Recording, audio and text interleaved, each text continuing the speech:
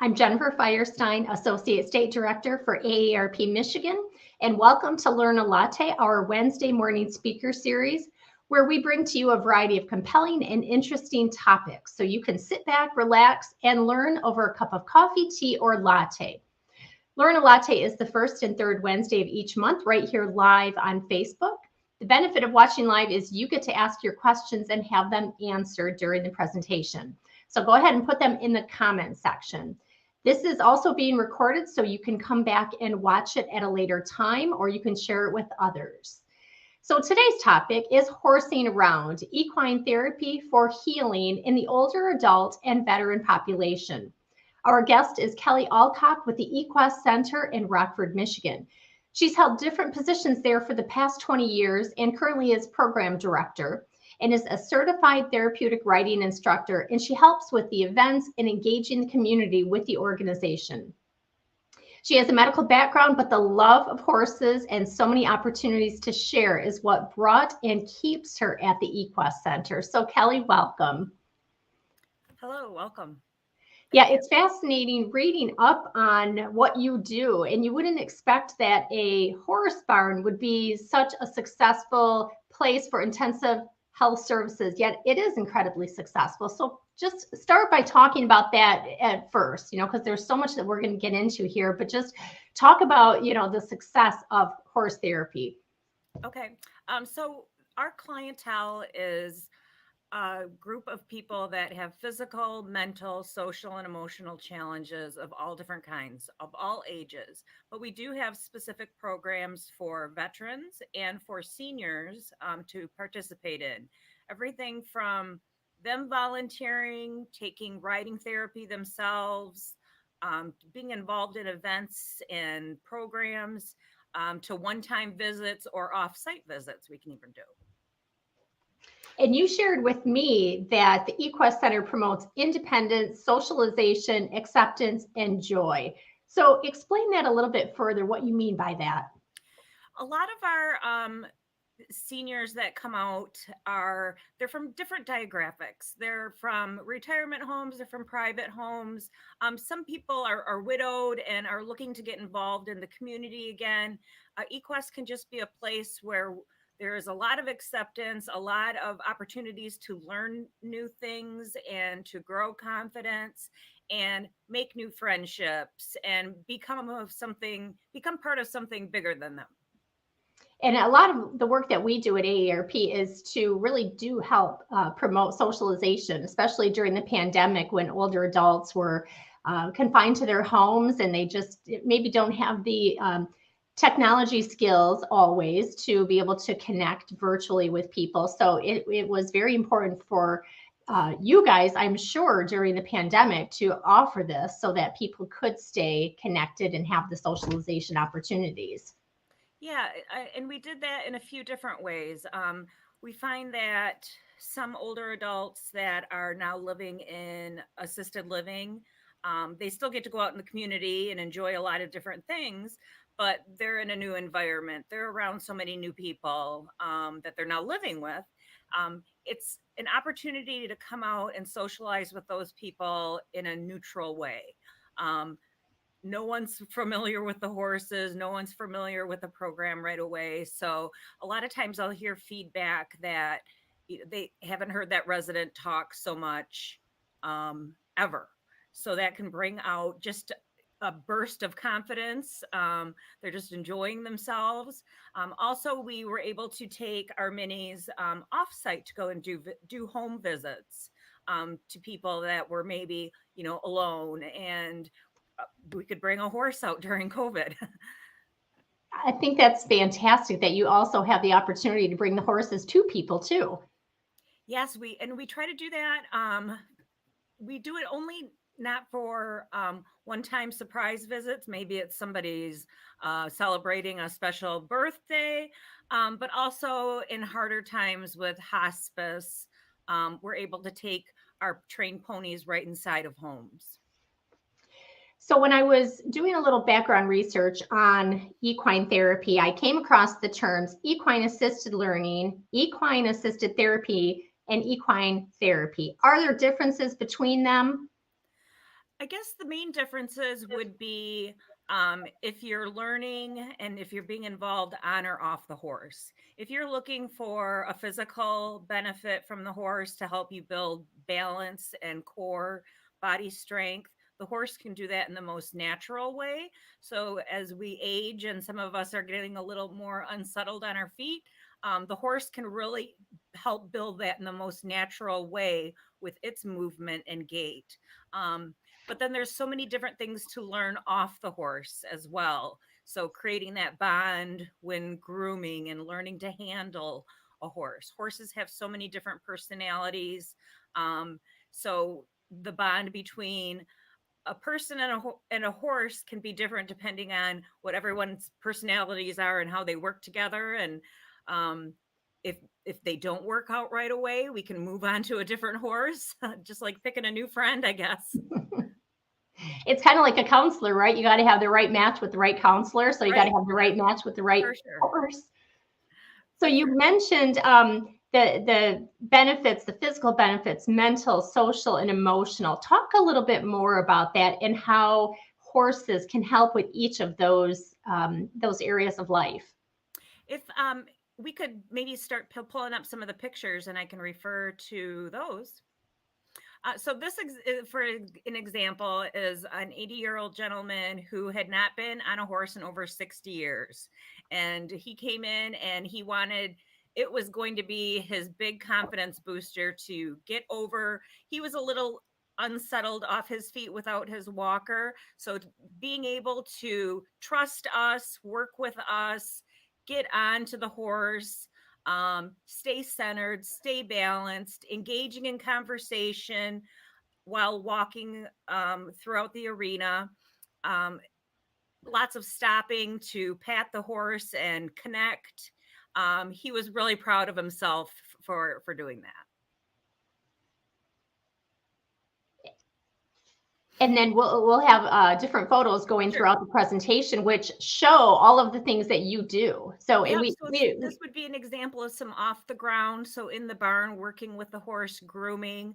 Our horses are comfortable around wheelchairs and walkers and lots of other um, devices that might make sounds that people might think the horses would be afraid of, but they're not. They're used to it. They're trained to be around all that. So that really, not only is it helping getting people out of the house and involved in the community, but it's a physical movement. You know, they had to get on the bus to get there, and then they had to go through the whole barn, and the weather's always iffy in Michigan. So we are lucky that we get to be inside. But this also creates it makes the blood pressure settle, it makes heart rate settle, it does a lot of amazing things.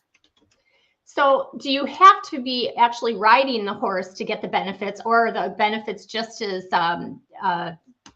good, even if you're just maybe grooming the horses? Yes, definitely. That we have some of our shorter mini horses like in this picture. So if someone wants to get really up and close and personal in a chair, they're able to do that. But the touch and the feel, the eye contact, the horse makes a lot of different changes with their eyes and their ears, showing that they like something. So, people can see that they're making the horse happy or feel good. And then that in return is making them feel good as well. So as far as the benefits, the physical, the mental, social, emotional, do you get more benefit in one of those categories, whether you're on the horse or off the horse? Is it tailored? How does it work? I would use an example with one of my clients. She has a learning disability, but she has a lot of physical ailments as well. And she wears a little monitor on her back that every night gets downloaded and sent in. It reads her heart rate, it reads her sugar, it reads her blood pressure. And one day she was leaving the barn and the machine started going off a lot. And so the mom got worried and they went to She's like, we're gonna go right to the hospital because I don't know what's going on with this.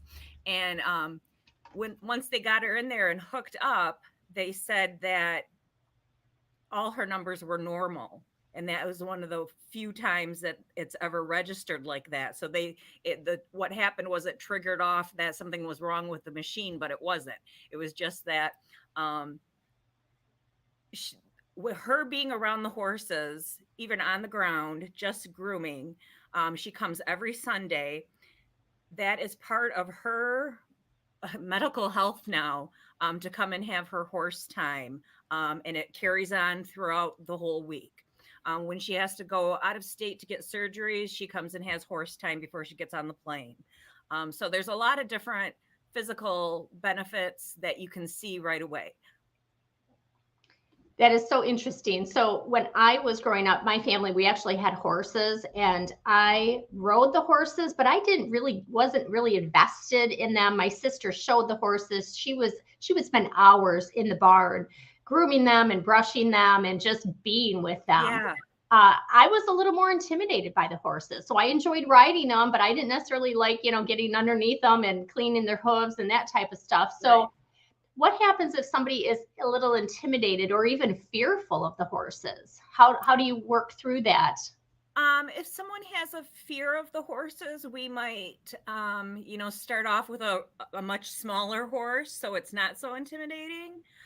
We also maybe we're just going to observe that time, and that's fine.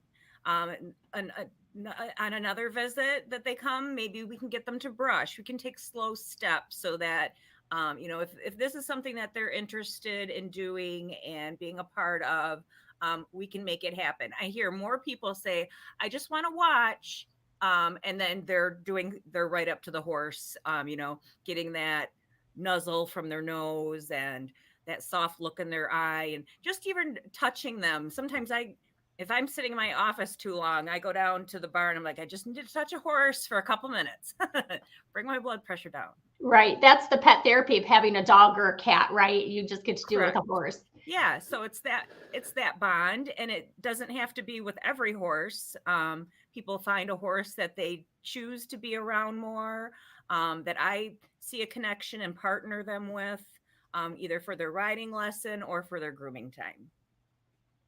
So do the horses sense that the person is afraid of them?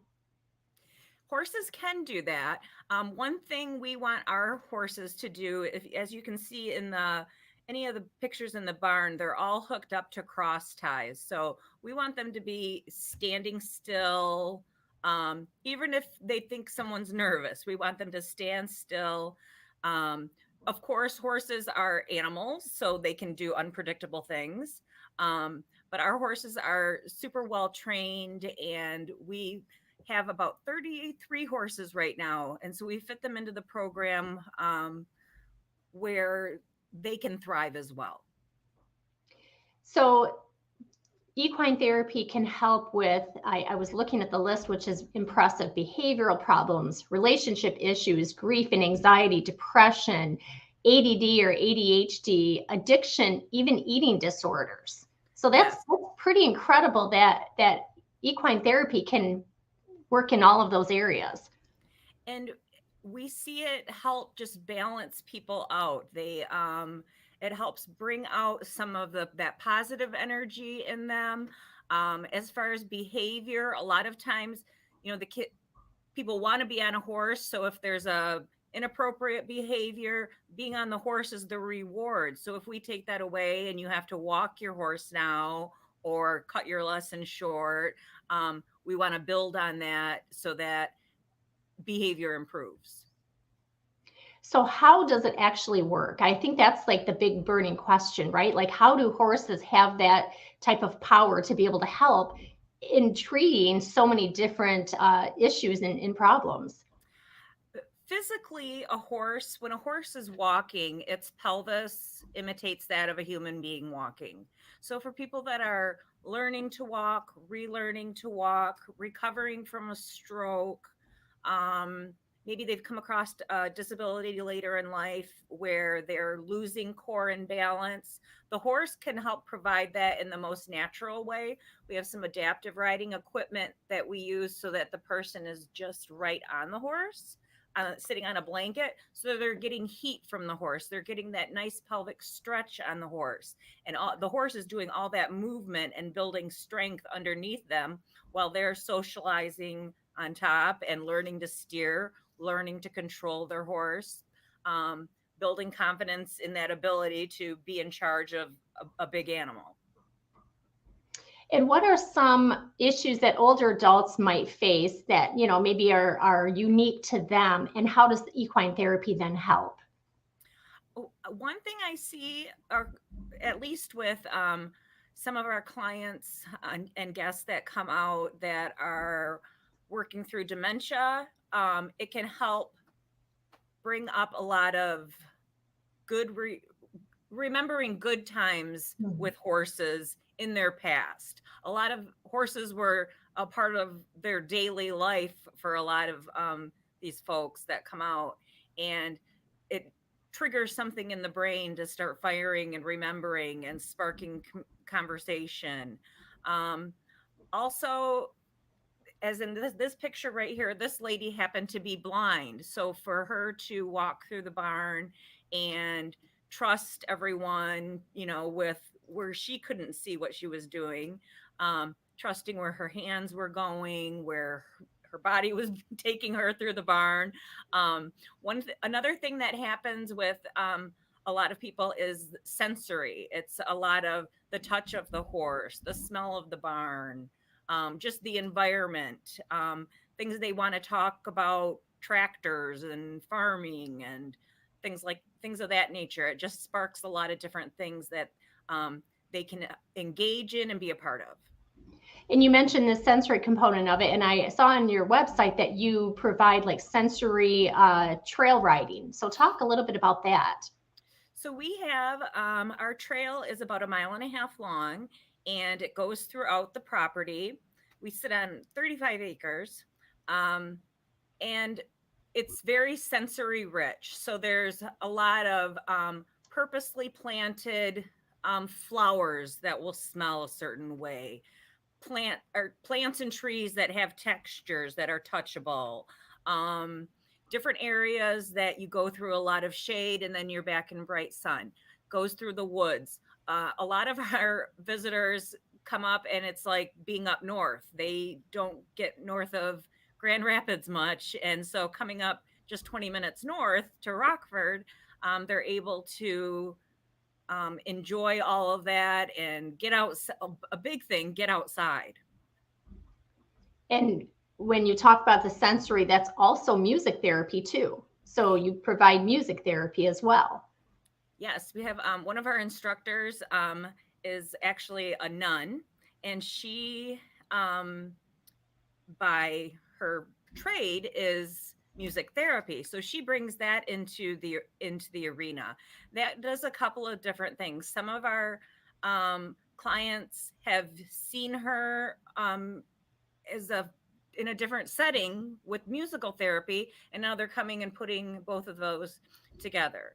On our senior Saturdays, Sister Ann will also come out and play the guitar and do sing-alongs, and that brings out another whole um, enjoyment and fun and good times with our visitors. Also, what we've found is in the arena when she's playing, horses will change up their pace to the different types of music that she plays. So a lot of neat things go on. Yeah, that's pretty cute. Well, and there's so many studies that also talk about how music triggers a different part of the brain. So for people who have dementia, they can actually recall things from years ago when certain music is played because it triggers the synapses in the brain. So it's interesting how music plays into it.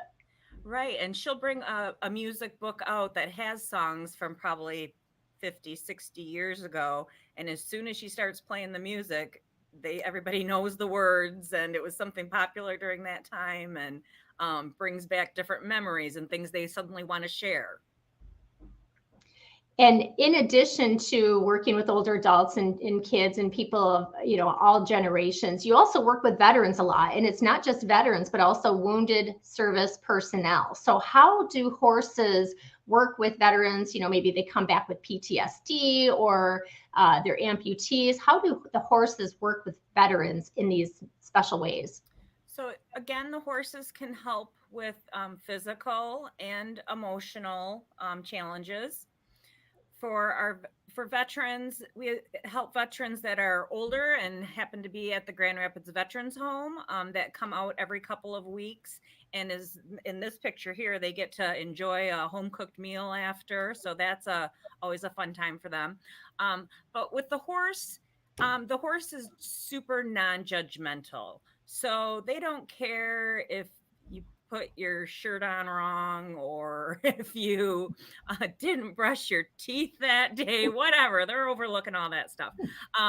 But also with our younger veterans that are coming back to the United States, working through PTSD, not only is it a non-judgmental place, but also our horses are trained. If they have a reaction and to something, and have a moment where they need to compose themselves, the horses aren't going to react to that in a negative way. They're not going to get startled and run off. And then also, they know that our staff is going to be understanding too. So they're in an area where they can work on things and heal through things through a process of working with the horse. Most of our veterans work with the horse just one day. They come in one day a week. Those that ride take a half an hour riding lesson, and then they also have time to be grooming and working with their instructor on the ground.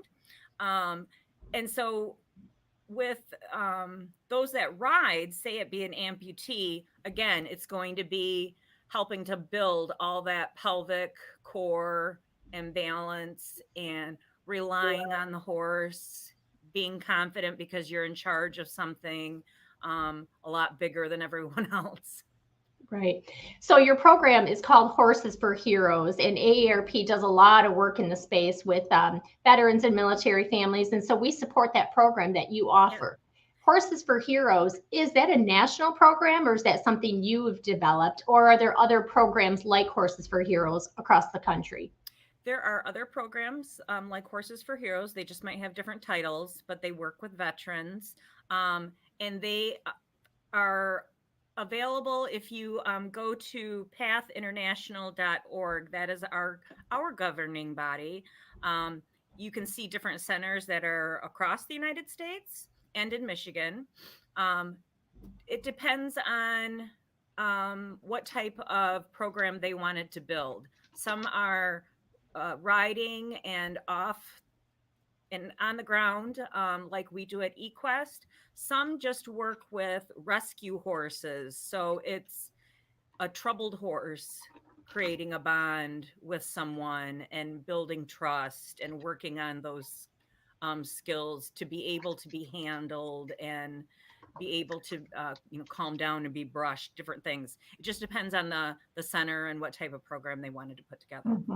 Because we have people watching this, all across the state of Michigan and in other states. So I really want to make sure that they know that these programs are available, hopefully in communities for them as well. Yeah. So when we're talking about the services, what are the costs? Does insurance pay for it? How does somebody pay to get the services? Some people do private pay. There are mostly, as far as insurance goes, if it's car auto accident related, insurance will pay for that as a therapy service.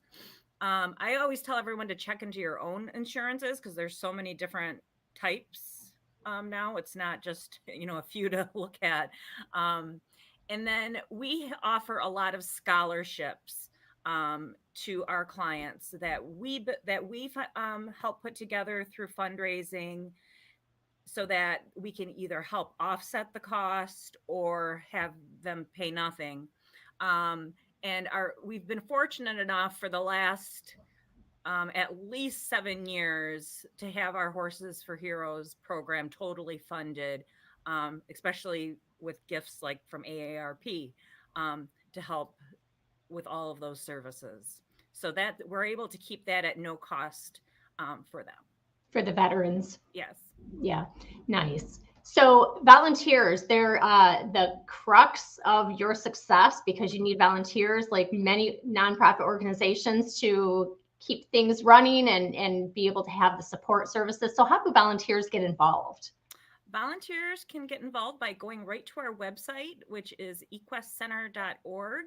And on there, they can find our volunteer coordinator, and she'll set up a site visit or invite you out to an orientation, which is super hands on and learning about how we work with our horses. Most volunteers volunteer 1 day a week, but I have a handful that are in the barn 5 days a week because they just want to be involved all the time with horses, with decorating, with a little bit of everything. And I do find, and it's so helpful, especially during our daytime classes, um, those that are retired that are looking for something new to do. They've never, our volunteers come from I've never touched a horse to I rode every day growing up. So we do a lot of hands-on training right at the barn. We don't rush anybody into anything that they're not comfortable with. And we, yes, we cannot run without our volunteers for Yeah. sure. So Kelly, you have a video that kind of shares and shows the grounds and some of the things that you do. Yeah. So we're going to show that video now. Okay.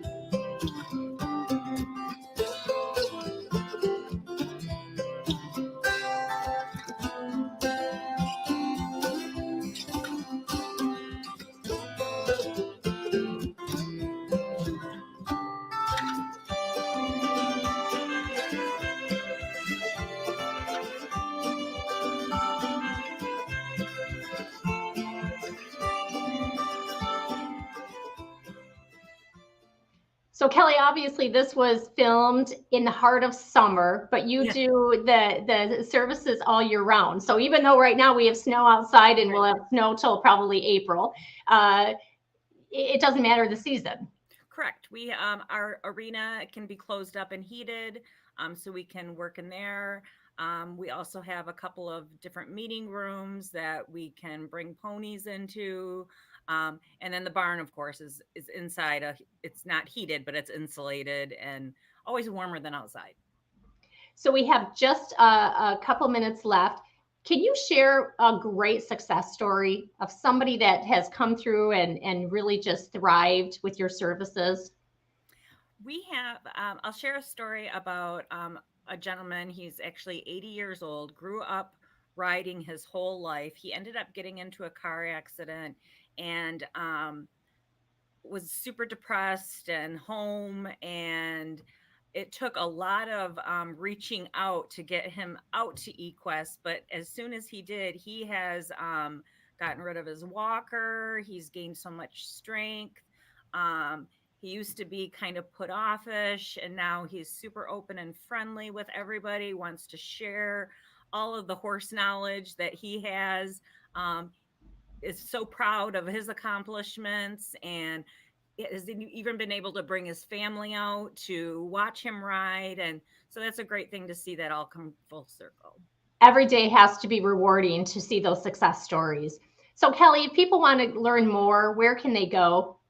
They can either visit our Facebook page or go to our website, equestcenter.org, and all contact information on there from everyone from our director to our volunteer coordinator to myself have contact information on there how to get involved. And people can just do a Google search too if they're not in the West Michigan area. Yeah, yep. I use your favorite search engine and put in horse therapy, and it'll show you a center in your area. Okay. Well, Kelly, thank you so much for your expertise. Thank you for all that you do. There's so many people that have had life-changing experiences because of you and the eQuest Center. So thank you for that. And thank you for what you do for veterans and older adults. Okay. Thank you for having us.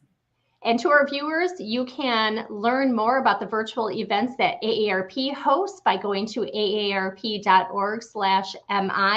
We have 2 more Learn a Lattes coming up in December. One will be on holiday gifts for older adults, and the other will be on how to find your life's purpose. And Learn a Latte Virtual will continue in 2023 with a whole new lineup of speakers and topics. So thank you for joining us.